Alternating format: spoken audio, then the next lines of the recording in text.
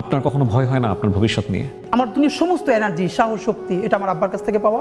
কিন্তু এতগুলো মানুষের জীবন চিরতরে অন্ধ, পঙ্গু, আমার সামনে বসে একজনের চোখ উপড়ে যাচ্ছে, যে চোখ এরকম এরকম চেপে ধরছেন। আহা।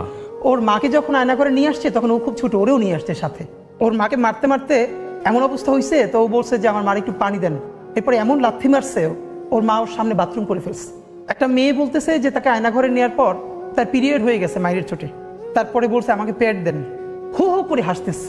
আপনি ভাবেন যে আপনার বোন আপনার, এবং সব থেকে ভয়াবহ, বাচ্চার চোখ ঝুলে যাচ্ছে। এখন পর্যন্ত বেওয়ারিশ কতগুলো লাশ আমরা শনাক্ত করতে পারি নাই। তো আমার পাশে একটা ছেলে ছিল, আমার চেয়েও বয়স কম, ওর পরনে একটা মাস্ক ছিল, হাতে লাঠি ছিল। তো হঠাৎ করে দেখি ও আমার মনে হয় একটু দূরে ছিল, ও লুটিয়ে পড়েছে।